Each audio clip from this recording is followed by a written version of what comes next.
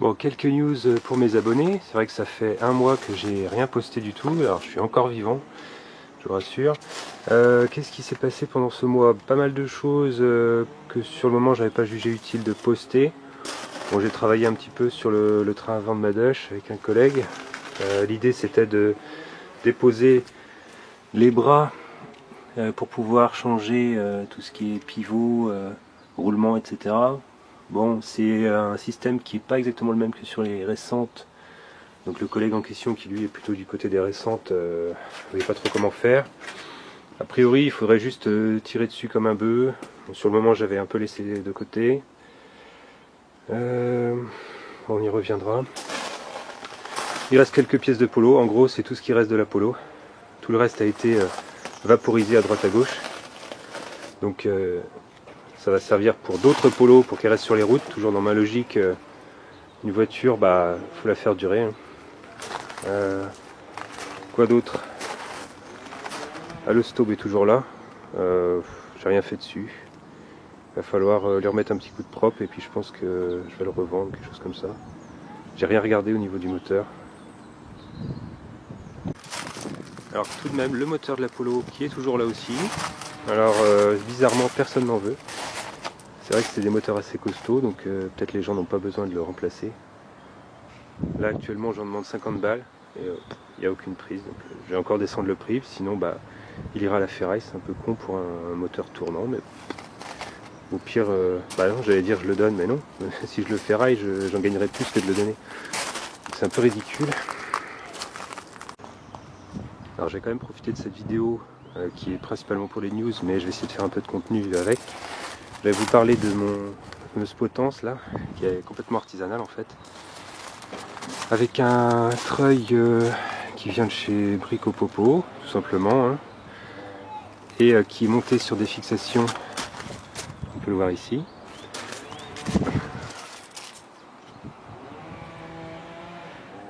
On peut voir que en fait, ce sont des plats hein, qui ont été soudés par mon collègue. Voilà, donc le treuil est vissé fermement là-dedans. Alors, donc là le montant en fait c'est simplement un plat très long et très fin, enfin relativement fin, mais pour lui assurer une rigidité, une cornière qui a été soudée comme ça, juste une cornière comme ça, voilà, c'est tout. Et à chaque bout j'ai soudé des morceaux de tube qui eux-mêmes viennent s'emmancher dans un long tube qui est en quelque sorte la jambe. Donc il y a la même chose de l'autre côté. Et la jambe vient s'emmancher dans un pied. Donc en fait c'est pareil, c'est du tube un peu plus gros, soudé dans un gros carré. Un gros tube carré ouvert. Donc en fait l'ensemble est assez léger. Mais la structure fait que, en fin de compte, quand on lève l'effort donc est vers le bas ici, ça c'est suffisamment haut pour ne pas plier. Cette petite cornière pour empêcher que ça vrille.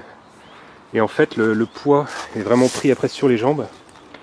Et le fait est que c'est relativement stable.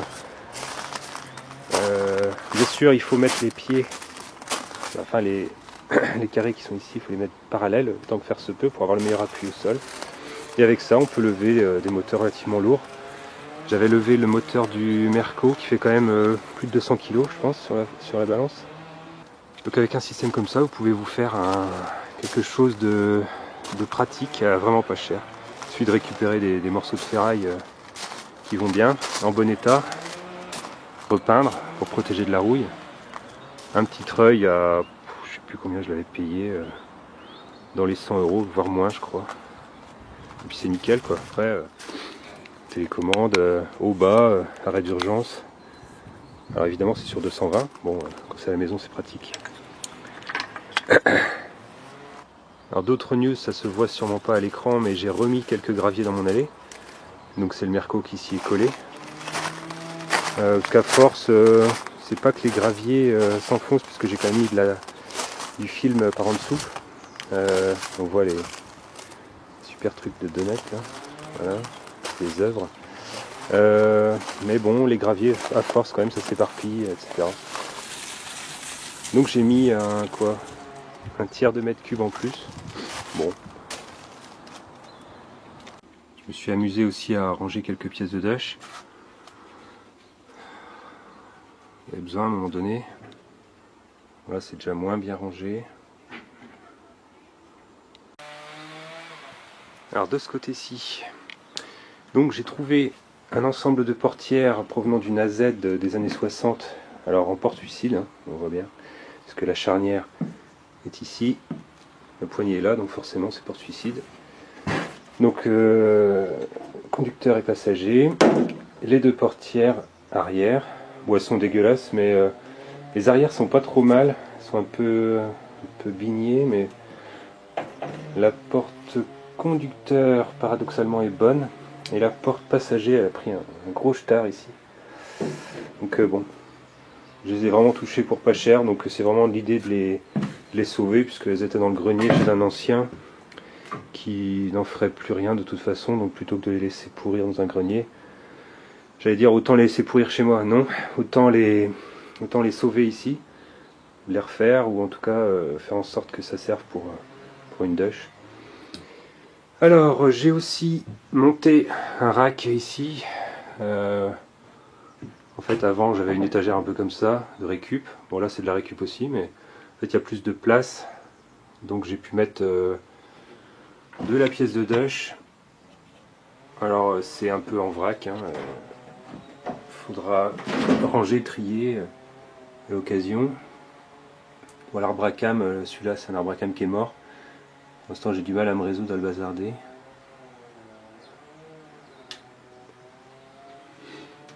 Alors bon voilà, par en dessous il y a de la boîte, il y a des conduits de chauffage, il y a pas mal de choses qui traînent. Il va falloir faire le point sur ce qui est utilisable et ce qui n'est pas utilisable. Bon, ce qui est sûr c'est que maintenant j'ai tendance à plus garder de la pièce d'ancienne, comme on dit de la 6 volts. Tout ce qui est récent, de chevaux 6, de chevaux 4, bon, j'ai pas besoin, j'ai a priori pas envie pour l'instant d'en reprendre une comme ça. Donc j'échange toutes sortes de pièces, de chevaux 6, de chevaux 4 contre de chevaux anciennes si ça intéresse du monde. Alors la question à 2 € évidemment c'est mais comment ça se fait que le moteur n'avance pas? Eh bien j'ai été coincé avec des histoires de soupape, de culasse, notamment l'histoire des joints de queue de soupape. Donc moi je veux vraiment avoir des joints de queue de soupape sur mon moteur pour éviter que ça fume bleu. Et en l'occurrence, ma 2 chevaux étant de 63, normalement il n'y en avait pas. Alors, j'ai regardé un petit peu la doc, bon, puis par rapport aux pièces que j'ai. Alors,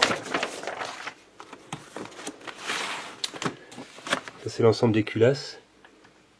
Alors moi en gros, la mienne, en gros elle est là. Et d'après les docs que j'ai pu voir, il me faudrait une comme ça.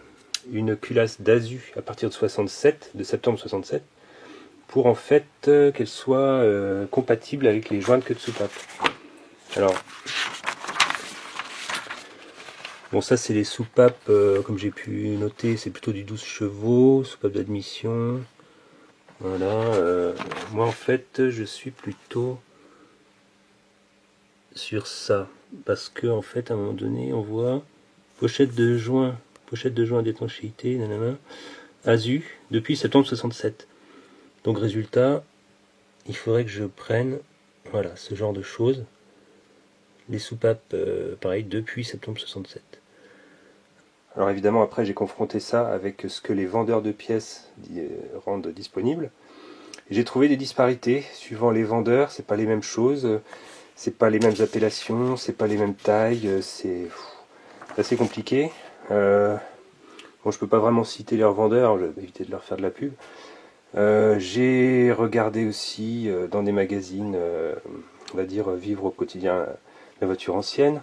Il y a un dossier en ce moment qui est très bien sur ça. Mais donc il y a des infos qui sont plutôt bonnes a priori, j'ai l'impression que ça correspond bien à la doc Citroën. Mais ça m'avance pas plus pour ce qui est de trouver les bonnes pièces chez les bons vendeurs. Notamment, bon, les culasses apparemment c'est introuvable. Les guides, a priori ce serait trouvable, mais c'est pas précisé si c'est compatible ou pas, joint de queue de soupape. Les soupapes en elles-mêmes, bah, il faut pas se gourer parce qu'il y a des histoires de 3 gorges, une seule gorge. Donc les gorges, hein, est-ce que ça focus? Voilà. Les gorges ici, hein. Là on voit qu'il y a une gorge, il y a des modèles aussi à 3 gorges. Et dans ce que j'ai été amené à déposer avec mon collègue sur mes moteurs, qu'on a vu dans les vidéos précédentes, et bien effectivement, à un moment on voit de la 3 gorges, à un autre moment on voit de la 1 gorge.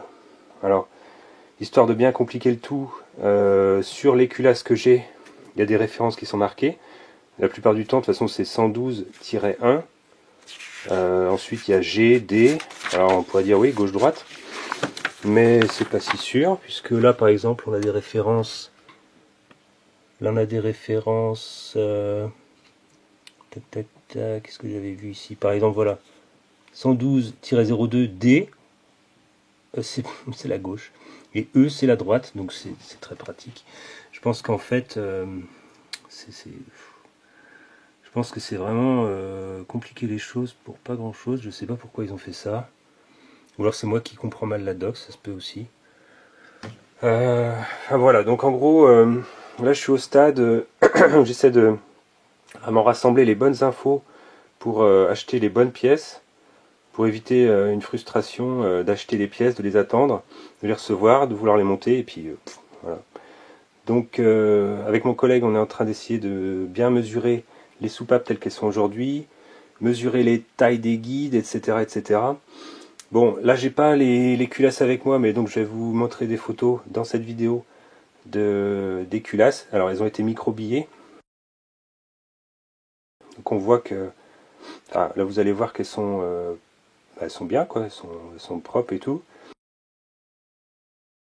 Donc l'idée probablement après, ça va être de changer les guides à l'intérieur pour pouvoir les rendre compatibles avec des joints de queue de soupape. Donc ce que je ne savais pas jusqu'à hier, c'est qu'effectivement il y a des revendeurs de pièces sur internet notamment qui vendent les guides, a priori qui vendraient les guides qui vont bien. Et ça il faut encore que je le vérifie. Donc voilà, c'est tout un beans qui me prend un peu la tête. J'ai pas pu non plus réfléchir à plein temps sur ça, il y a d'autres sujets, hein, mais bon. Donc voilà, bon bah ça va avancer. Mais c'est vrai qu'il y avait eu un coup d'arrêt avec cette histoire de soupape, de culasse, de joint de queue de soupape, etc. etc. Alors c'est vrai qu'autrement, j'ai vu aussi dans un magazine qu'il existe un kit pour transformer des culasses qui sont non compatibles joint de queue de soupape en compatibles joint de queue de soupape. Mais ce kit, il est quasiment introuvable. J'ai cherché vite fait sur internet. Donc il faut trouver soit des gens qui en ont, soit qui sont prêts à s'en servir, ou bien faire rectifier par des gens qui savent. Et ça doit être possible. Mais moi je pense que je vais plutôt, quitte à changer les guides, je vais carrément faire changer les guides avec des guides qui sont eux-mêmes compatibles avec des joints de queue de soupape. Bon, j'espère que c'est assez clair. Avec cette histoire de joint de queue de soupape, ça m'a quand même bien pris la tête.